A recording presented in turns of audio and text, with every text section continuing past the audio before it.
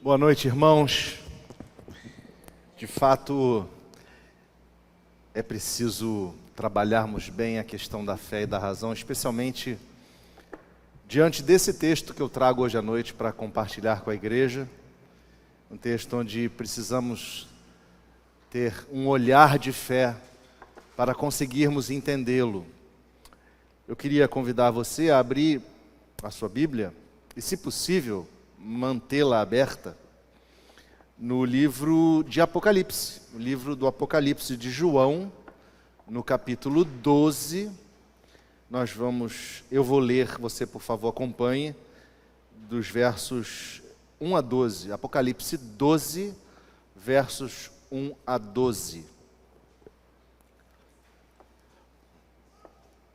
Apocalipse 12, versos 1 a 12.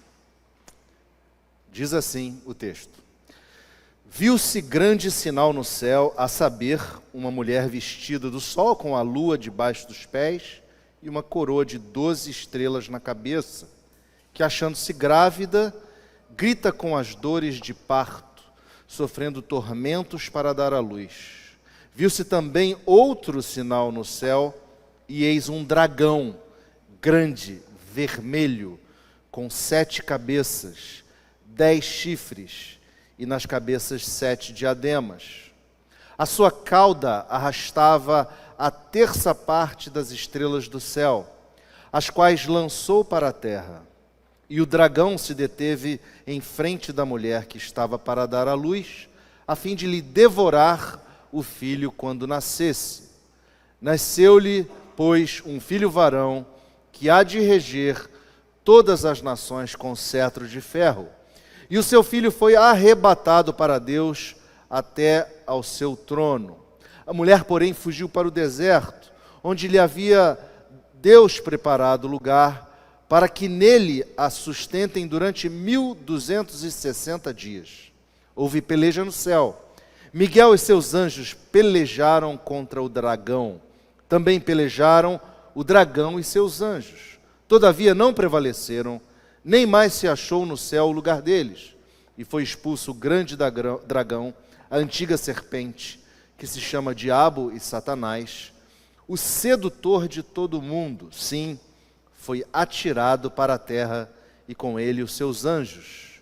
Então ouvi grande voz do céu proclamando: agora veio a salvação, o poder, o reino do nosso Deus e a autoridade do seu Cristo, pois foi expulso o acusador de nossos irmãos, o mesmo que os acusa de dia e de noite diante do nosso Deus.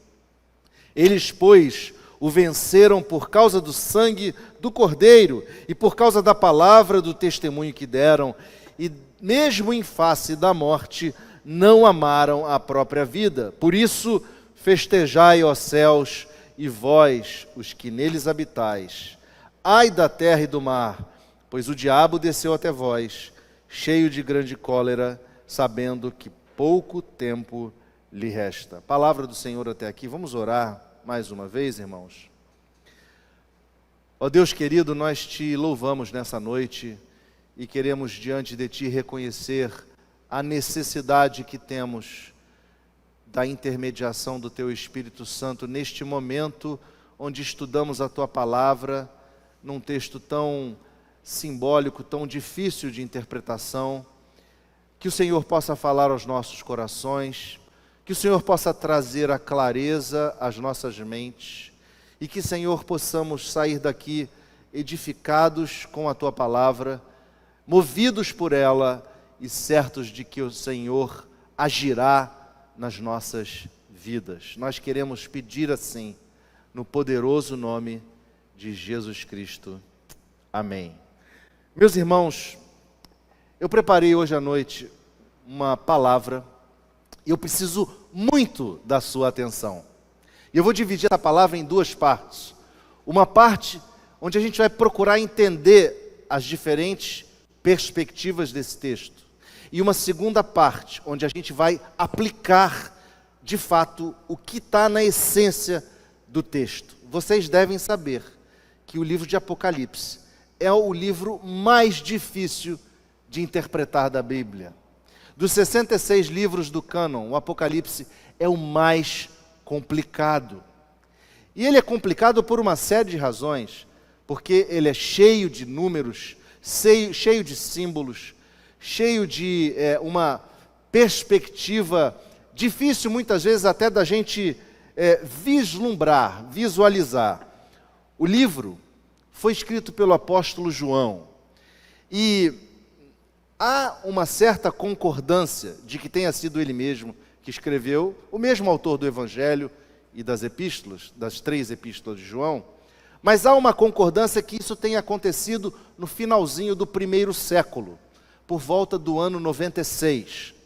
Vocês devem lembrar que o 1º século foi marcado pela fundação da igreja, a formação da igreja a partir da ascensão de Jesus Cristo, e aí houve muita perseguição dos cristãos no 1º século. E vocês devem também lembrar que houve um imperador romano muito conhecido chamado Nero, que reinou durante mais ou menos aí de 61 até 78, alguma coisa assim. E houve um outro imperador chamado Domiciano, que reinou um pouco mais adiante, de 84 a 96. Nero empreendeu uma perseguição muito grande contra a igreja, mas Domiciano também. Então, crê-se que, na verdade, João escreveu durante a liderança de Domiciano. A maior parte dos estudiosos e até os pais da igreja, aqueles que nasceram na época de João, como Irineu, como Clemente, foram homens que deram testemunho de que João teria escrito realmente esse livro no finalzinho desse 1º século. Irmãos, o livro Apocalipse é a palavra grega para a palavra portuguesa revelação. É um livro onde João está revelando aquilo que Deus concedeu que ele visse, né? É um livro que mostra aos servos de Deus, né? E aí João escreve assim, as coisas que devem em breve acontecer. E que ele, Deus, enviou por intermédio do seu anjo uma visão e uma palavra a João, né? Esse livro, irmãos, foi escrito então durante um tempo de grande conflito, grande perseguição do Império Romano, né? E a questão toda é que vocês devem lembrar também que o imperador romano, ele queria que ele fosse adorado como Deus. Tanto é que se falava César Kyrios. César, o imperador, é o Senhor. E os cristãos falavam Christus Kyrios. Não, Cristo é o Senhor. E esse embate levou muitos dos nossos irmãos a serem mortos pelo fogo, pela espada, pelas feras, por tantas outras situações. E o João, então, o apóstolo João, escreve esse livro ali numa situação onde ele havia sido exilado numa ilha, a chamada Ilha de Patmos. E ele estava ali exilado, preso, e ele tem então essa visão, e ele escreve a visão. É uma visão que, na verdade, vem para exortar as igrejas da Ásia. Ele escreve as 7 igrejas, né? Essas igrejas ficam o que hoje é chamada Turquia, né? E esse livro foi escrito para animar os leitores a continuarem fiéis a Jesus em tempos de perseguição e em tempos de sofrimento. Então, dito isso, irmãos, é importante que a gente entenda que o resumo desse livro quer nos trazer a visão de que as forças do mal não vencerão. A vitória pertence a Deus. A vitória pertence ao Cordeiro, a Jesus Cristo. E aqueles que continuarem fiéis na fé a Cristo, que vão no final receber uma coroa, vão receber o prêmio da vida eterna, para estarem para sempre com Deus. João então usa um monte de figuras estranhas, símbolos, números, que os leitores de então até podiam entender, porque talvez ele estivesse escrevendo de forma enigmática, para dizer a respeito da perseguição do Império Romano. Só que isso traz uma dificuldade, para que nós entendamos, para que nós interpretemos o que esse livro efetivamente quer dizer. E por conta disso, ao longo de 2000 anos, né, todos esses séculos, surgiram 4 tipos de interpretação do livro de Apocalipse. E é importante a gente entender isso, porque na medida em que você lê o livro com um óculos de interpretação, você lê de um jeito. Se você coloca o óculos da outra interpretação, você vai ler do outro jeito. Essas interpretações, né, que são 4, são as seguintes. E aí eu preciso da sua atenção. Né? Eu preciso da sua atenção. A primeira, ela tem uma visão histórica, chama-se historicista. A segunda tem uma visão do passado, ela chama preterista.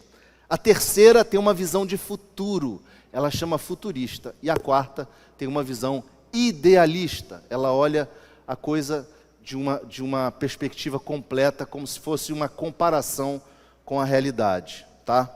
Tem uma questão de tempos difícil aí associado, porque os eventos do Apocalipse acontecem de forma cíclica, se repetem, e não necessariamente de forma cronológica. Se você já leu o livro de Apocalipse, você vai se ver em situações que você fala, poxa, mas já está, avançou, retrocedeu, aí ele saiu de um lugar, foi para outro, viu outra coisa. Não é fácil entender, tá? Por isso eu queria, então, trazer a vocês a perspectiva desses 4 textos, dessas 4 lentes, desses 4 óculos, a respeito desse texto que a gente lê. Essa é a primeira parte. A segunda parte eu vou buscar aplicar isso na nossa vida, na segunda-feira de manhã. Então, é importante que a gente entenda o seguinte: os historicistas olham para o Apocalipse, e a propósito, essa é uma visão da igreja reformada, né, da reforma, do protestantismo clássico. Ele olha para o Apocalipse e vê como se fosse um registro dos eventos da história, né, começando por João e se estendendo até o fim dos tempos. É como se fosse um relato da história da humanidade, a partir de João até o final do tempo, ou seja, por aproximadamente esse período que até hoje vivemos de 2000 anos, e é como se fosse um livro da história do curso da igreja ao longo desse tempo todo. Isso é o historicista. O preterista olha o Apocalipse e fala assim, tudo já aconteceu, nada mais tem para acontecer, está tudo no passado, está tudo resolvido. Inclusive, eles olham para aquele evento do ano 70, o ano 70 da era cristã foi quando Roma, ou melhor dizendo, foi quando Jerusalém foi destruída pelo imperador Tito. Eles olham isso como um evento chave desse olhar do passado. Eles interpretam o Apocalipse olhando para o passado, olhando a partir dessa perspectiva das coisas que aconteceram no passado.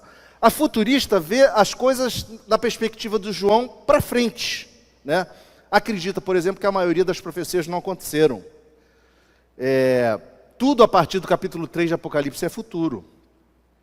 E talvez essa visão futurista, vocês vão entender o que eu quero dizer, seja a mais difundida no nosso tempo. Sabe por quê? Essa visão futurista é aquela do filme Deixados para Trás. Já ouviram falar do filme Deixados para Trás? Do livro Deixados para Trás? Do Tim LaHaye? Quem já ouviu, levanta a mão aqui, só para eu ver se estão me acompanhando. Essa visão e esse filme meio que romantizou o Apocalipse com um viés futurista, de que tudo vai acontecer lá na frente, né? E por fim, a visão idealista é essa que olha as coisas na perspectiva do cumprimento de que a história que a gente vê por trás do Apocalipse é um drama real, só que o livro é como se fosse uma lente de ver o drama, de ver o conflito constante entre aqueles que são de Cristo e aqueles que são de Satanás, entre Cristo e o anticristo, né? E as profecias ali, elas se aplicam em várias eras. Elas se aplicam ao passado e se aplicam também ao futuro. Esses são os idealistas. Pois bem, mas dito isso, o que eu queria que você saísse daqui hoje é com o tema dessa nossa meditação. E o tema é o seguinte: por seu sangue avançaremos. Esse é o tema de hoje. Por seu sangue avançaremos. Porque não há como a gente fechar a questão nas interpretações. Cada uma vai trazer uma perspectiva. Mas nós vamos ser capazes hoje de encontrar 3 verdades chaves desse texto que impactam a sua segunda-feira e que impactam o seu dia de amanhã. Basicamente, esse texto de 12 versos, ele nos apresenta 4 personagens. Ele nos fala de uma mulher, ele nos fala de uma criança, ele nos fala de um dragão e ele nos fala de um conflito celestial envolvendo Miguel, o arcanjo. Então, são quatro personagens que aí existem e que cada visão dessas que eu comentei vai dar uma perspectiva. Por exemplo, a visão historicista, o que ela está vendo nesse texto são as questões vividas pela igreja desde o começo, desde a sua formação no primeiro século, a igreja visível ou invisível, e na verdade, essa mulher, a mulher seria a igreja. E o filho, a criança, seria a expansão da igreja. E essa igreja e essa criança iriam sofrer perseguição. E essa perseguição é a perseguição dos poderes mundanos, né?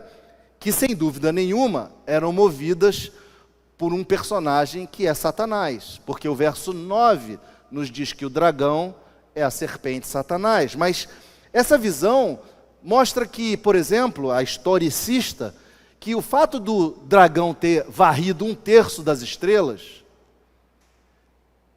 2/3 não foram varridos. E essa visão quer dizer o seguinte: na real, o movimento contra Cristo, ele tem um poder político, um poder de perseguição, mas os 2/3 restantes representam uma proteção de Deus na pessoa, sabem de quem? Constantino. O imperador Constantino, que subiu ao trono em 324. Então você vê, a interpretação historicista está olhando os personagens da história como sendo elementos daquela visão, daquela profecia escrita lá no primeiro século. E essa guerra que se descreve no livro é uma guerra que como se fosse resultante do embate entre o mundo pagão e o mundo cristão.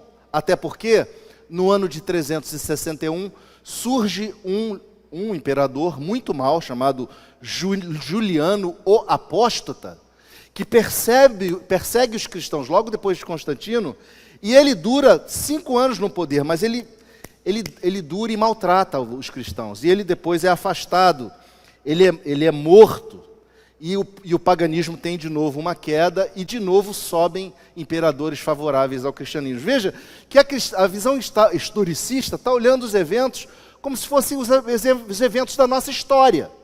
Já a visão preterista, ela olha tudo a partir da queda de Jerusalém. A queda de Jerusalém aconteceu no ano 70.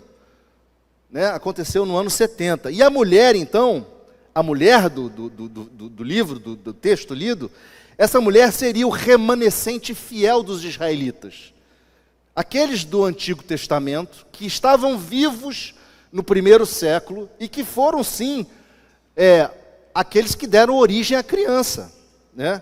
E a criança, de fato, é o Messias. A criança é o Cristo, que viria de muitas dores de parto. E essas dores de parto são os séculos de sofrimento pelos quais o povo de Israel passou, né, para chegar até os dias do Messias. E mais, o dragão com 7 chifres, com 10 cabeças, esse dragão é o mesmo relatado pelo profeta Daniel, quando fala-se dos impérios da Babilônia, Medo-Persa, da Grécia e de Roma. Então essa visão preterista olha sempre para o passado, para os impérios do passado. A mulher, ela foge, né? O texto diz que ela foge, fica um tempo no deserto. Essa visão entende que essa fuga da mulher é o tempo em que os judeus estiveram em guerra no ano de 66 a 70, e dura exatamente 3 anos e meio, curiosamente, uma guerra contra Nero, imperador de então. Tá? Essa luta no céu É a luta no céu empreendida por Miguel. Miguel representaria Jesus, né? E essa luta é vencida pelo sacrifício de Jesus. O cordeiro que triunfa sobre o dragão, sobre Satanás, né? A visão futurista olha todas as coisas imaginando o futuro. Então, entende a mulher como sendo Israel também, né? Alguns até entendem que é o Israel, na verdade não é o Israel étnico, mas o Israel espiritual, né, que acreditava no Messias, que aguardava o Messias. E essa visão futurista também crê que a criança é Cristo, que nasce de Israel, né? A mulher, e vocês vejam que a mulher tem uma roupa que era vestida de sol, sobre os pés tinha a lua, e as 12 estrelas, é exatamente a visão, se você for lá em Gênesis 37, se você lembra do sonho de de José, o sonho de José sonhou que o sol, a lua e 11 estrelas se curvavam diante dele.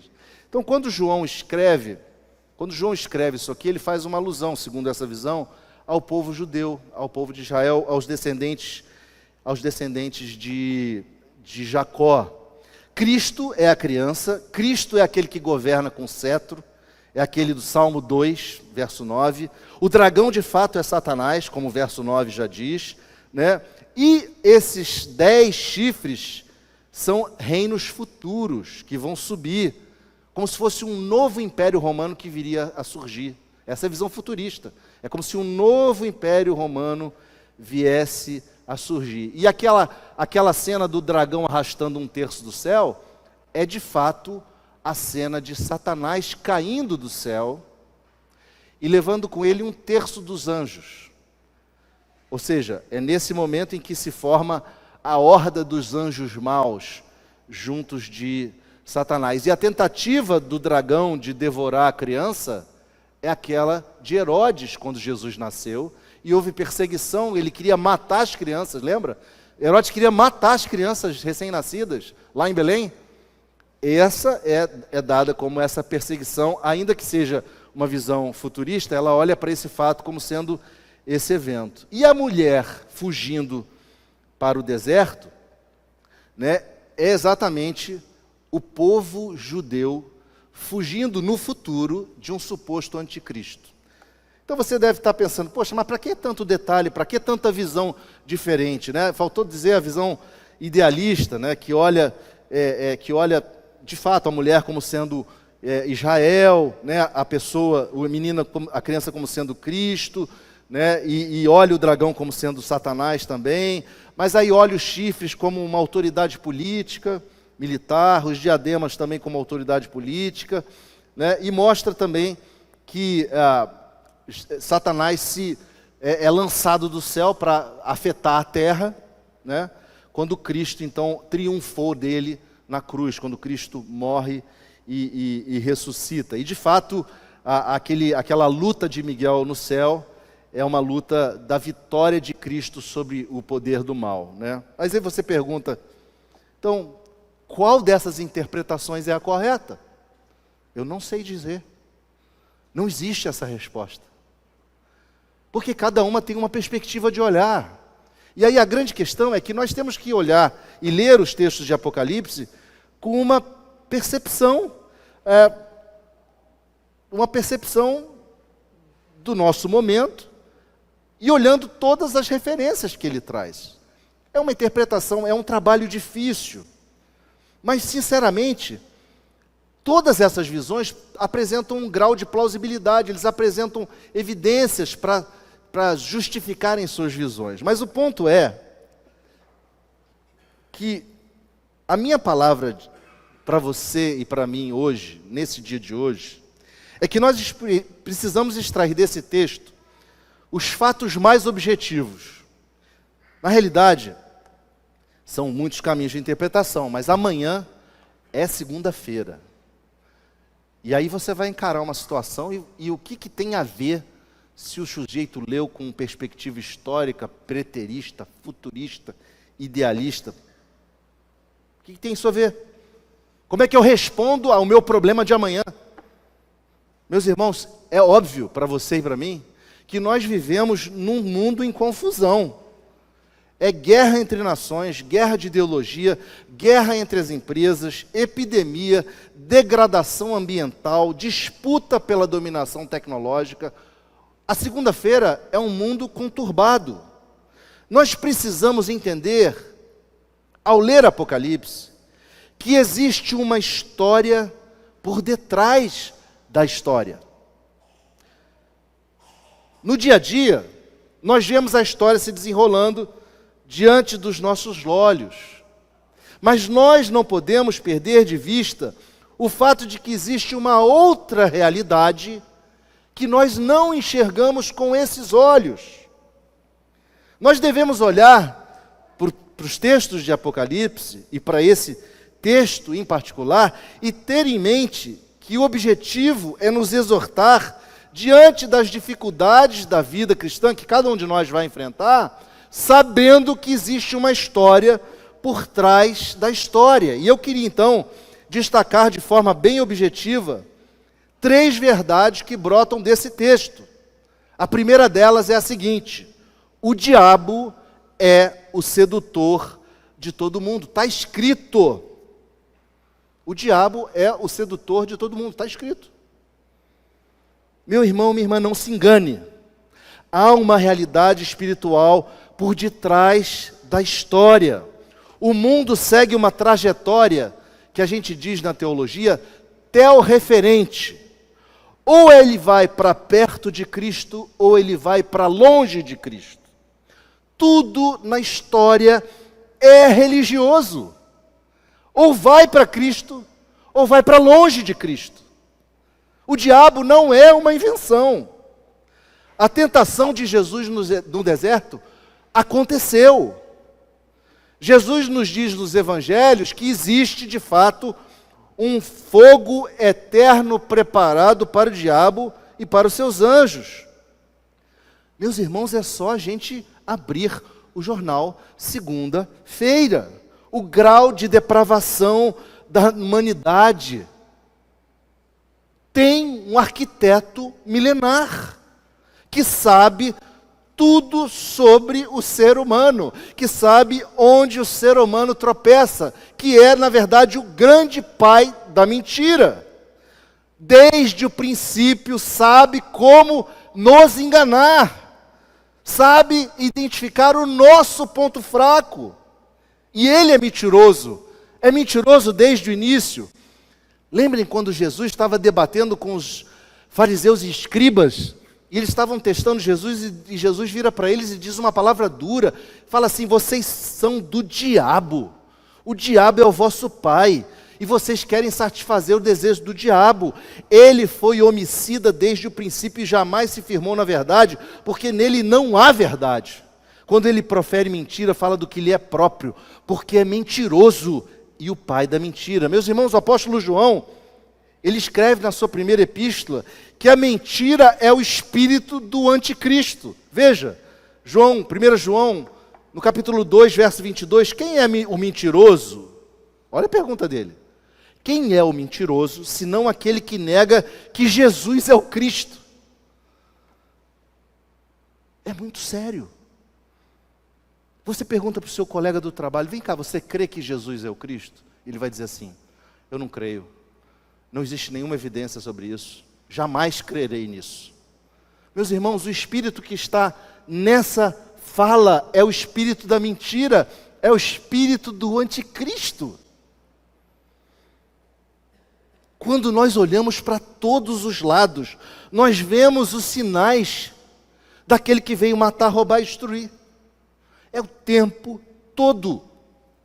A história é marcada pelos genocídios, pelos assassinatos, pelas falcatruas, pela violência, pelos roubos, pela destruição física e emocional das pessoas.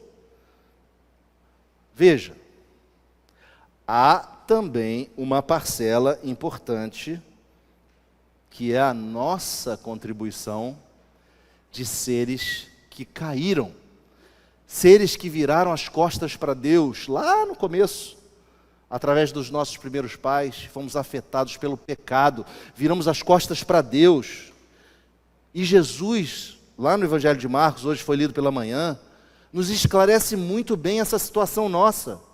A situação nossa é a seguinte: de dentro do nosso coração é que procedem os maus desígnios, a prostituição, os furtos, os homicídios, os adultérios, a avareza, as malícias, o dolo, a lascívia, a inveja, a blasfêmia, a soberba, a loucura. Ora, todos esses males vêm de dentro e contaminam o homem. Meus irmãos, nós somos meio massa podre. E a gente deixa o nosso adversário jogar um fermento e fermenta essa massa podre. Esse é o resultado do que a gente vê a segunda-feira no jornal. Nós precisamos estar atentos ao fato de que a nossa massa precisa ser redimida. Nós precisamos estar atentos contra as ciladas do diabo. A gente precisa vestir a armadura de Deus, sabendo que o nosso adversário anda sim de redor, como um leão que ruge procurando alguém para devorar. O apóstolo Pedro já nos tinha avisado isso. Nós precisamos resistir-lhe firmes na fé. Então, se esse texto me diz a verdade de que o diabo é o grande enganador do mundo, nós temos que resistir a ele com a coragem daqueles que pertencem a Cristo e resistir a ele firmes na fé. Mas há uma segunda verdade que brota do texto e que tem a ver com amanhã. A nossa salvação pertence a Jesus Cristo. O texto no verso 10 é muito claro. João diz: então, ouvi grande voz do céu proclamando: agora veio a salvação, o poder, o reino do nosso Deus e a autoridade do seu Cristo. Meus irmãos, Lucas, quando escreve em Atos, lá no capítulo 4, ele nos diz que não há nenhum nome outro qualquer dado entre homens pelo qual importa que sejamos salvos. Cristo se manifestou como Salvador de todo aquele que nele crê. Por isso que eu disse que tudo o que acontece no mundo é teorreferente. Tudo o que acontece no mundo é religioso. Ou nós cremos em Cristo, ou nós negamos a Cristo. Percebam? Paulo exorta os Colossenses no segundo capítulo, dizendo o seguinte: cuidado, não se deixem enredar com filosofias e vãs sutilezas, conforme a tradição dos homens, conforme os rudimentos do mundo, e não segundo Cristo. Porquanto em Jesus habita corporalmente toda a plenitude de Deus. Jesus é Deus, e ele continua: e a vós outros que estavam mortos pelas vossas transgressões e pela incircuncisão da vossa carne, ele, Jesus, vos deu vida, juntamente com ele perdoando todos os nossos delitos, e cancelou o escrito de dívida que era contra cada um de nós, que constava de ordenanças, o qual nos era prejudicial, e Jesus removeu inteiramente, encravando na cruz, e despojou principados e potestades, e publicamente os expôs ao desprezo, triunfando deles na cruz. Meus irmãos, o triunfo de Jesus na cruz venceu o enganador de todo mundo, anulou o seu poderio. A cruz, que é o símbolo da humilhação, que é o símbolo do desprezo, se tornou o símbolo da libertação, o símbolo da vitória. Na cruz, o diabo e a morte foram vencidos. É como diz lá Jesus, a sua última palavra: tetelestai, está consumado. Jesus consumou na cruz a vitória, a sua vitória e a minha vitória. E amanhã é segunda-feira, e eu vou encarar as dificuldades da vida sabendo que, se por um lado existe um enganador do mundo, Jesus venceu na cruz, me dando vitória. Jesus nos trouxe a vitória pela cruz, e destruiu as obras do maligno. Mas uma terceira e última verdade que esse texto traz é que o sangue de Jesus nos empodera. O texto no verso 11 diz assim: eles, pois, o venceram por causa do sangue do Cordeiro e por causa da palavra do testemunho que deram, e mesmo em face da morte não amaram a própria vida. Meus irmãos, Jesus pagou o preço de sangue pela nossa vida. Jesus pagou o preço de sangue pela nossa vida. O seu sangue nos remiu e com isso Jesus nos comprou para Ele. Nós pertencemos a Jesus. Nós éramos escravos do diabo, éramos escravos da carne, mas Jesus Cristo na cruz com seu sangue nos comprou. E nessa visão de João, do Apocalipse, um pouco antes, no capítulo 5, quando Jesus vê o Cordeiro à destra do Pai, ele registra um cântico que é feito pelos 24 anciãos e pelos 4 seres viventes, e o cântico diz assim: digno és de tomar o livro e de abrir os selos, porque foste morto, e com teu sangue compraste para Deus os que procedem de toda língua, tribo, povo e nação, e para o nosso Deus os constituíste reinos sacerdotes, e reinarão sobre a terra. Meus irmãos, pelo sangue do Cordeiro, nós fomos feitos sacerdotes do Deus Altíssimo. Nos foi comissionado o chamado sacerdócio universal dos crentes. Nos foram dadas as chaves para nós ligarmos em oração as coisas aqui e Deus ligar no céu. Desligarmos aqui e Deus desligar no céu. Pelo sangue de Cristo, nós não tememos mais a morte, como o escritor aos Hebreus nos diz no capítulo 2, visto, pois, verso 14, que os filhos têm participação comum de carne e sangue, destes também ele, Jesus, igualmente participou, para que por sua morte destruísse aquele que tem o poder da morte, a saber, o diabo, e livrasse todos que pelo pavor da morte estavam sujeitos à escravidão por toda a vida. Meus irmãos, o sangue de Jesus nos libertou dessa escravidão que nos faz ter medo da morte. Se amanhã a morte for a notícia da segunda-feira, eu vou me lembrar que o sangue de Jesus me livrou da morte e me transportou para o seu império, para o seu reino, em segurança. A sua cruz me deu esse passaporte, e crer nisso faz toda a diferença. Quando amanhã você acordar, lembre-se, você foi salvo por Jesus e foi lavado pelo seu sangue.